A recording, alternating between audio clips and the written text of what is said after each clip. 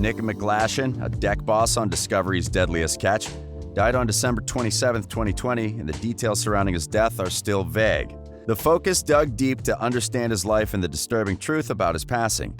Stick around to find out if drugs played a part in the passing of the deck boss. Nick McGlashan was a seventh-generation fisherman who was raised not far from Dutch Harbor on nearby island of Akaton, Alaska. He was named after his great-uncle Nick McGlashan, who worked on the first boat rumored to have pioneered the U.S. crab industry, the FV Deep Sea, built in 1947. Two of Nick's aunts were also crabbers, and one was lost at sea when the boat sank in 1986. Nick started crabbing on the Bering Sea at the age of 13 on the FV Westling, the first boat of Nick's father Bruce, who is a longtime friend of Wild Bill's. After leaving school with a pile of homework, he would head to work on the boat and the crew would help him with it in between strings. Nick started working for Wild Bill in 2011 on the Kodiak and quickly earned Bill's respect. He headed the crew when Bill ran the Cape Caution and when he eventually bought the Summer Bay.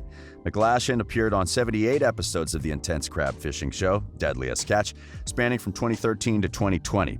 Deadliest Catch is a reality TV series that premiered on the Discovery Channel on April 12, 2005. The show follows crab fishermen aboard fishing vessels in the Bering Sea during the Alaskan king crab and snow crab fishing seasons. The Aleutian Islands port of Dutch Harbor, Alaska, is the base of operations for the fishing fleet. Produced by Original Productions for the Discovery Channel, the show's title is derived from the inherent high risk of injury or death associated with this line of work. Nick was known for his witty quips, working through the pain and not stopping the job until it was done. He also kept the boat running through all kinds of mechanical issues, manufacturing quick fixes on the fly. Nick had wealth of fishing experience and, according to Captain Bill, was the epitome of a true crabber. In 2019, just before the winter crab season began for Captain Wild Bill Warchowski and his crew on the Summer Bay, disaster struck. The ship's deck boss, Nick McGlashan, slipped on the icy Alaskan deck and took a serious fall. A behind-the-scenes video captured the moment showing how hard he fell and how badly he hurt himself.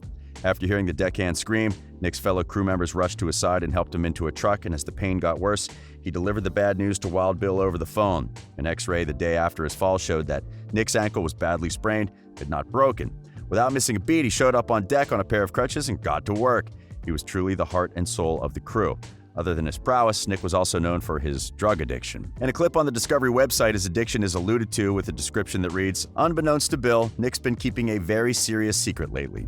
McGlashan can be heard saying he had previously spent time in a hospital for something, but that he pulled his IVs out and left after being told his white blood cell count was concerning. Cameras also captured his struggle with substance abuse, and in May 2017, he opened up about it in a Chosen magazine article titled "The Deadliest Disease." McGlashan wrote that he had been abusing alcohol, heroin, and methamphetamine, overdosing 3 times before he went into treatment in September of 2016 and got sober. Years of worsening alcohol and drug addiction had stripped away much of what had been good about his life, but he managed to hang on to his job and identity as a Bering Sea crabber. The Deadliest Catch film crew and everyone else noticed McGlashan at his worst, pale, slurring his words, and coming down off drugs.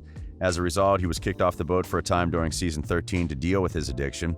After being fired, he flew to Anchorage with $10,000 in cash, bought heroin, and then bought a one-way ticket to Florida. Then he went to a treatment center in Washington state. As brutal and public a reckoning as it was, McGlashan credits it for pushing him to get sober and launching him on a new path as a very public example of what recovery can look like. During one of his interviews, Nick said that he'd been sober since he walked out of the treatment facility. McGlashan also said that his job as a Bering Sea crabber is a dangerous one, with an injury rate of over 90%. He said he believed a higher power saved his life, giving him the motivation to send a text message to someone saying he needed help. He also added that he stayed sober by surrounding himself with like-minded people, living a 12-step program, going to meetings, and working with a sponsor. Since becoming sober, McGlashan had been open about his issues, promoting clean living and the power of faith. His Instagram profile includes the words, "God, sober." McGlashan was not the first Deadliest Catch cast member to speak publicly about their addiction. Former cast member Jake Harris confessed to his opiate addiction on air during the series. He confessed to Dr. Drew in a 2011 interview that he used to abuse pills while at sea. Cast member Clayton Gore also spoke about how McGlashan helped him achieve sobriety, saying, "Nick was the biggest motivator in the sober community. He helped me find a sober life. He wanted to help and pick up anyone that wanted to be sober. He was the light in the darkness for people." Sadly, while crew members and fans were still deep into the festivities, they were hit with the sad news that Nick had passed away.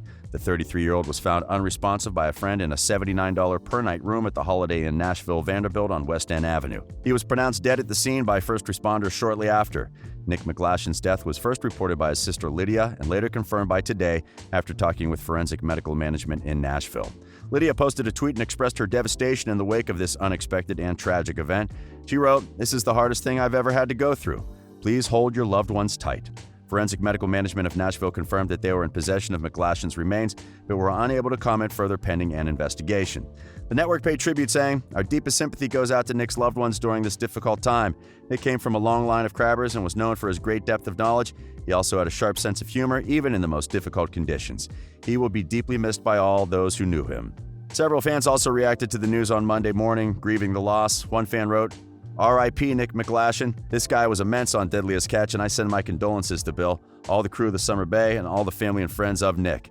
Rest in peace, Nick." Another added, "My heart is broken. Nick McGlashan was one of my favorite guys on Deadliest Catch, and as strange as it is, all the guys felt like family. We watched them grow and fall and grow again, and I'm honored to have followed his life. You will be missed, Nick McGlashan. Much love to the DC family." Friends of the late Deadliest Catch star Nick McGlashan say they fear he may have relapsed back into alcohol and drug abuse over the holiday season after he was found dead in the Tennessee Holiday Inn room. Fellow cast members from the Discovery Channel reality show said Nick was in great spirits just days before he flew from his home in Seattle to Nashville, Tennessee to visit an unknown friend last week. He added the reality star was all about his kids, with a young daughter, Lennon, from a previous relationship, and baby son Kane with his long-term girlfriend Claire Hammond. One of his friends, who did not want to be named, said, "There's a lot of drama surrounding his death, and there is an investigation ongoing. It's all pretty rough right now. We fear something may have happened, and he slipped up in Nashville. He was a great guy, and this is a tragedy." A second friend reportedly also heard rumors of McGlashan relapsing and said authorities are investigating the matter. In a statement, Nashville police said preliminary evidence indicated the possibility of drug involvement in McGlashan's death. However, a toxicology report has not yet been carried out by coroners, and a specific cause of death is yet to be determined. McGlashan's passing marks on the 8th tragic death linked to Deadliest Catch in the past decade. His death comes only 4 months after the death of Deadliest Catch's Marlon Reyes, who died of a heart attack. Reyes' death at age 38 completely shocked the family, as he did not suffer from any known pre-existing health conditions. He was pronounced dead at a hospital in his hometown of Whitefish, Montana, soon after suffering a massive heart attack on July 25th. Reyes, who last appeared on Deadliest Catch in 2015, was reportedly in the recovery process from a torn Achilles tendon, which he suffered while crabbing. He was planning on going back to Alaska for the beginning of the next fishing season before Reyes. Former Deadliest Catch captain Blake Painter was found dead at his home in Astoria, Oregon in May of 2018. Authorities never released a specific cause of death for Painter, but TMZ reported that a number of drugs were found near his body, including heroin, meth, and the prescription painkiller Tramadol.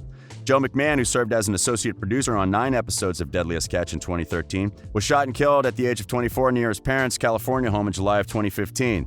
The LA Sheriff's Office determined that he was killed in a murder-suicide after the suspected shooter was found dead in his car with a self-inflicted gunshot wound. Tony Lara, former captain of the Cornelia Marie, died at age 50 after suffering a heart attack while sleeping in Sturgis, South Dakota, in August of 2015. Though he had only appeared in 6 episodes of Deadliest Catch, his death was felt deeply by members of the cast and crew. Justin Tennyson, a deckhand on the Time Bandit, died at age of 33 in 2011 at a hotel room in Homer, Alaska, just 4 days after returning from sea. His death was ruled to be from complications with sleep apnea. Heath Anderson, the father of Deadliest Catch star Jake Anderson, went missing in 2010, and his skeletal remains were found 2 years later in rural Washington state.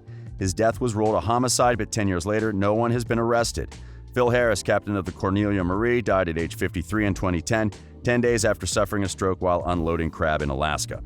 Fishing in the Bering Sea is notoriously dangerous, with perilous and icy waters putting boats at high risk of capsizing as the crews wrangle heavy equipment on deck. Because Alaskan crab fishing is one of the most dangerous jobs in the world, the U.S. Coast Guard rescue squad stationed at Integrated Support Command Kodiak and their outpost on St. Paul Island, near the northern end of the crab fishing grounds, are frequently shown rescuing crab boat crew members who fall victim to the harsh conditions on the Bering Sea. Sailors are paid lucrative sums of money to venture out into the Bering Sea during its stormiest season, when the crabs are available for catching.